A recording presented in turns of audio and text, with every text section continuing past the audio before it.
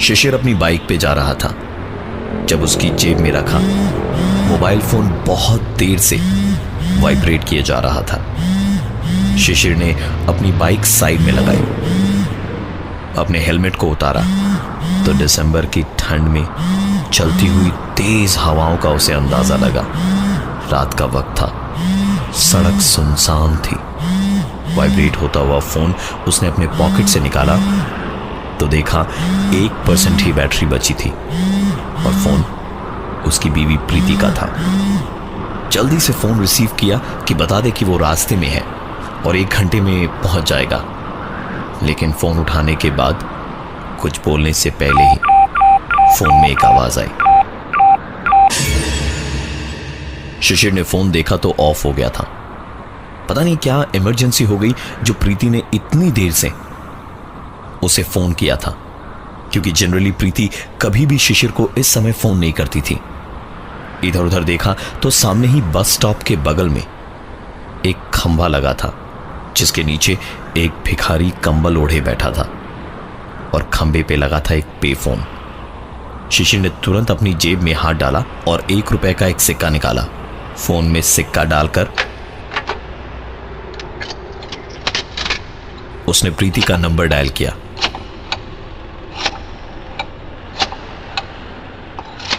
Number dial करते करते ही उसने ध्यान दिया कि फोन तो डेड पड़ा था। फोन रखकर शिशिर पलटा ही था कि तभी शिशिर को एक पल को यकीन ही नहीं हुआ, लेकिन फिर उसने सोचा शायद प्रीति को रिंग गया हो और उसी ने पलट के फोन किया हो, तो उसने झट से रिसीवर उठाया।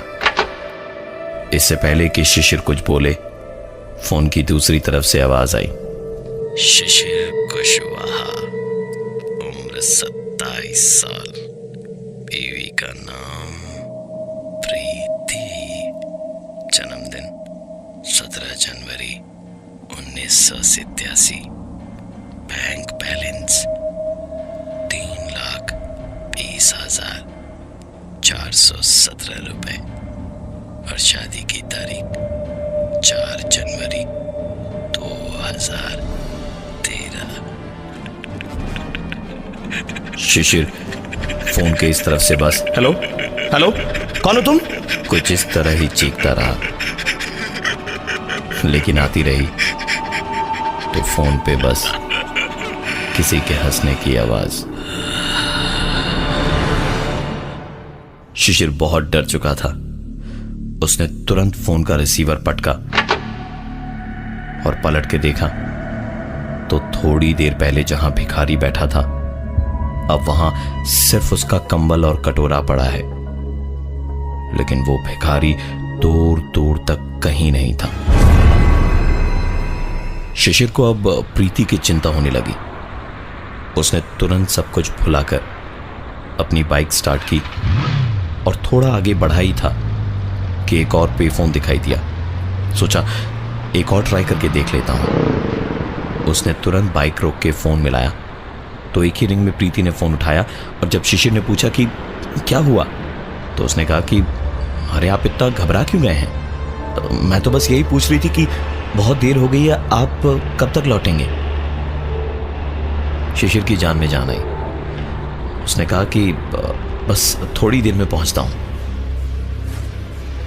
शिशिर के दिमाग में आज की पूरी रात सिर्फ एक ही आवाज गूंजती रही।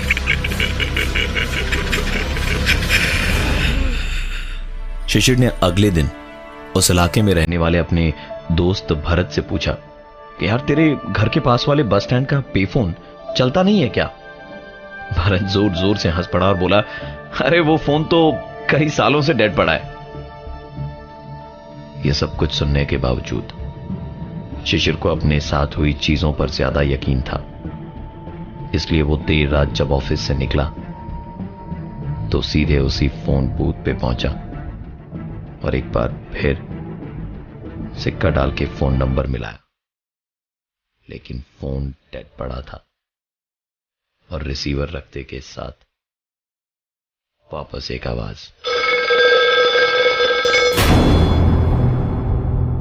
शिशिर ने फोन उठाया तो दूसरी तरफ से सिर्फ एक हंसी सुनाई देती रही और उसके बाद फोन कट गया। शिशिर बार बार रिसीवर के हैंडल को मारता रहा, लेकिन कोई फायदा नहीं हुआ। शिशिर के दिमाग में सिर्फ 2 सवाल थे जब उसने अपनी बाइक स्टार्ट करी थी। पहला ये कि उसके बारे में इतना सब कैसे जान गया कोई, और दूसरा ये कि उसी के साथ ऐसा क्यों हो रहा था। बाइक पर थोड़ी दूर आगे जाते ही उसके हेलमेट पे अचानक शिशिर को लगा कि शायद ये उसका भ्रम है, लेकिन ठीक तभी उसके हेलमेट पे दोबारा किसी ने ठीक पहले की तरह मारा। शिशिर का ध्यान तुरंत अपनी बाइक के शीशे पे गया, जिसमें साफ तो नहीं पर धुंधले रूप में उसे दिखाई दे रहा था जैसे कोई उसकी बाइक के पीछे बैठा हुआ है। शिशिर ने हिम्मत करते हुए अपने चेहरे को पीछे की तरफ घुमाया तो पाया कि वहां कोई नहीं था। शिशिर वापस सामने की तरफ पलटा ही था कि अचानक उसके बगल से एक ट्रक निकल गया। शिशिर ने किसी तरह अपने आप को बड़ी मुश्किल से इस शॉक से संभाला और एक बार फिर बाइक स्टार्ट करके घर की तरफ चल पड़ा।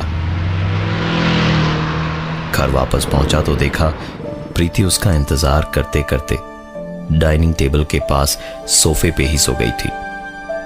उसे जगाकर फ्रेश होने के बाद दोनों ने खाना खाया और पूरे वक्त प्रीति दिन भर की बातें करती रही और उससे बार बार पूछती रही कि शिशिर का दिन आज ऑफिस में कैसा गया। लेकिन शिशिर ने उसे सब कुछ न बताना ही मुनासिब समझा और इसलिए फोन वाली पूरी बात उसने अपने अंदर ही दबाए रखी।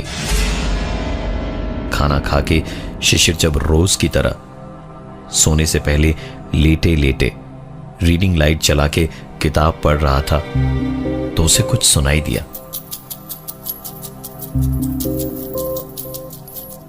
आवाज बाईं तरफ से आ रही थी। उसने जैसे ही अपनी गर्दन बाईं ओर घुमाई तो आवाज दाईं ओर से आई। जब उस तरफ गर्दन घुमाई तो आवाज अब सामने से आने लगी।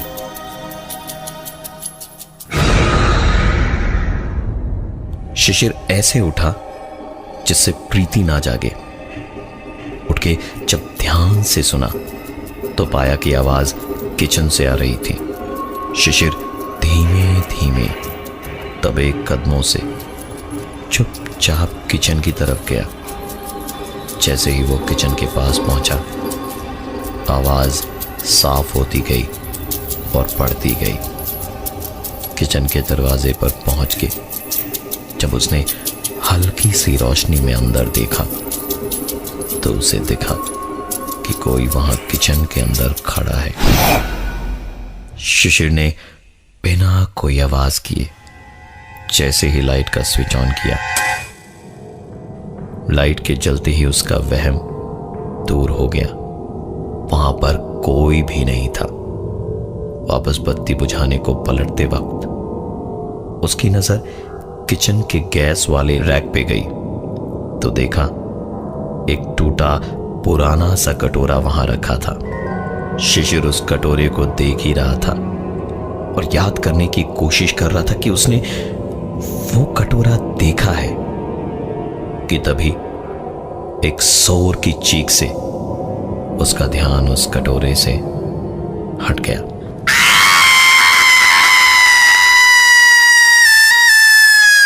वो भागकर अंदर प्रीति के पास गया तो देखा प्रीति पूरी तरह से डरी हुई थी और उसके हाथ कांपना बंद ही नहीं हो रहे थे। शिशिर ने किसी तरह उसे संभाला, लेकिन वो लगातार कमरे के कोने की तरफ देख देख कर रोई जा रही थी।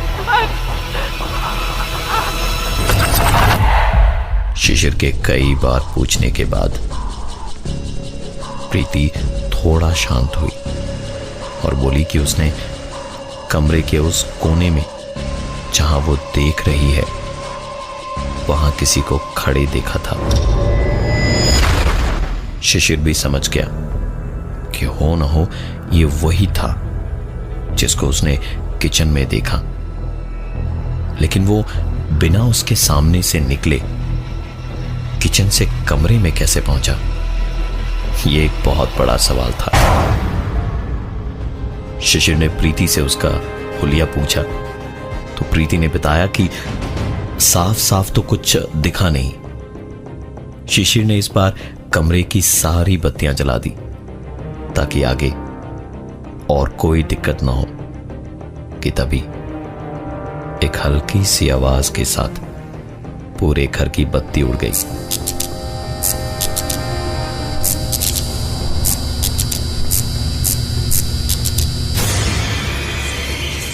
शिशिर ने टूल बॉक्स उठाया और मीटर रूम की तरफ चल दिया। थोड़ा आगे गया तो उसे लगा जैसे पीछे कोई उसके आ रहा है। वो एक झटके से पलटा तो देखा प्रीति थी। वो डरी डरी सी बोली, मैं अकेले रूम में नहीं रहूंगी, तुम्हारे साथ जाऊंगी। शिशिर ने कहा ठीक है और उसको साथ में लेकर मीटर रूम में पहुंचा। फ्यूज चेंज करने में कुछ 15 मिनट का समय लगा होगा। सब ठीक करके वापस कमरे की तरफ चला तो प्रीति पीछे पीछे ही इधर उधर देखती हुई डरी डरी सी आ रही थी। कमरे का दरवाजा जैसे ही खोला तो अंदर जो दिखा, शिशिर की सांस उसके हलक में ही अटक के रह गई थी। प्रीति अंदर बिस्तर पे बड़े सुकून से सो रही थी। शिशिर तुरंत पीछे पलटा तो उसकी बीवी प्रीति वहां थी ही नहीं। इस बार शिशिर ने सब कुछ प्रीति को बताना ही ठीक समझा। कमरे के अंदर जाकर उसने प्रीति को नींद से जगाया और पूरी बात बताई। शिशिर की बात शायद खत्म ही हुई थी कि प्रीति ने कहा, तो दे दो ना ऊपर वाले के नाम पे कुछ पैसा लेकर जाने के लिए। कफन में जेब थोड़ी होती है।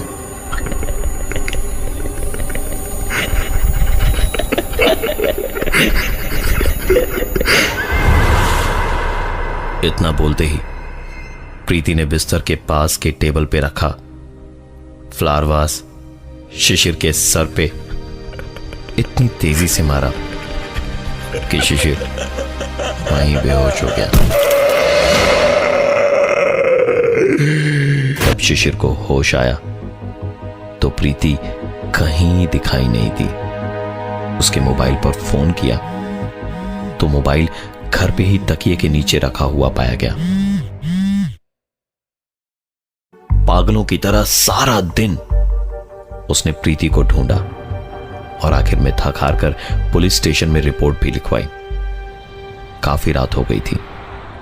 शिशिर ने सोचा क्या पता शायद प्रीति वापस घर लौट आई हो, इसलिए एक बार फिर वही रात का वक्त, वही सड़क, एक तरफ मैदान और एक तरफ इक्के दुक्के मकान, सब कुछ वापस शिशिर के दिमाग में लौट कर आ रहा था। शिशिर बाइक चलाते चलाते सोच ही रहा था कि प्रीति कहां जा सकती है कि उसके हेलमेट पे किसी ने हल्के से मारा। इतना सब कुछ होने के बाद तो वहम भी सच ही लग रहा था शिशिर को। वो आवाज एक बार फिर हुई उसके हेलमेट पे। इस बार शिशिर ने जानबूझकर उस आवाज को सुनने के बावजूद पीछे पलटकर देखने की हिम्मत नहीं करी। अब बाइक चलाते चलाते एक आवाज उसके कानों में धीरे धीरे आ रही थी। ऊपर वाले के नाम पे, ऊपर वाले के नाम पे, ऊपर वाले के नाम पे, ऊपर वाले के कुछ ऊपर वाले के नाम पे, ऊपर वाले के कुछ ऊपर वाले के नाम पे, ऊपर वाले कुछ नाम पे, और इसी के साथ वाले के नाम पे, और धीरे धीरे एक सिक्के की धीमी सी आवाज से वो कब हजारों सिक्कों की बेहद जोर की आवाज बन गई, शिशिर को पता ही नहीं चला। शिशिर के कानों में इसी आवाज के साथ एक दूसरी आवाज जब तक आई, तब तक बहुत देर हो चुकी थी। शिशिर की आंख सीधे हॉस्पिटल में खुली। हाथ पैर उसके हिल नहीं रहे थे। बंद आंखों के ही एक कोने से उसे दिख रहा था कि नर्स हाथ में दवाइयां और इंजेक्शन वाली ट्रे ला रही थी, लेकिन उसके चलते वक्त आवाज दवा की शीशियों या इंजेक्शन के सिरिंज की नहीं, बल्कि सिक्कों की आ रही थी। 6 महीने के बाद जब शिशिर हॉस्पिटल से निकला तो उसकी हालत बहुत बुरी थी। प्रीति का कभी कोई पता नहीं चल पाया। हॉस्पिटल के बिल में शिशिर के सारे पैसे खर्च हो गए थे। दुनिया में कोई रिश्तेदार था नहीं, तो कोई कभी उससे कुछ पूछने भी नहीं आया। एक्सीडेंट के बाद आंखें सिर्फ थोड़ी दूर तक ही देख सकती थी। एक हाथ और एक पैर में रॉड लगी थी और इंटरनल ब्लीडिंग कभी भी हो सकती थी। ऐसी मेडिकल कंडीशन की वजह से नौकरी भी कहीं नहीं मिली।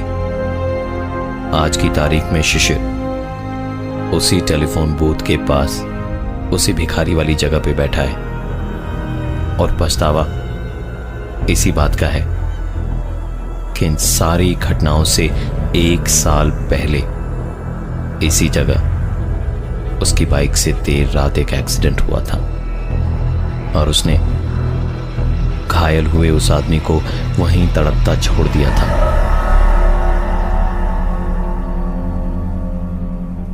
अगर उस दिन उसने उसकी मदद की होती तो शायद शिशिर के साथ आज ये सब कुछ नहीं होता। और ये थी आज की एक कहानी ऐसी भी।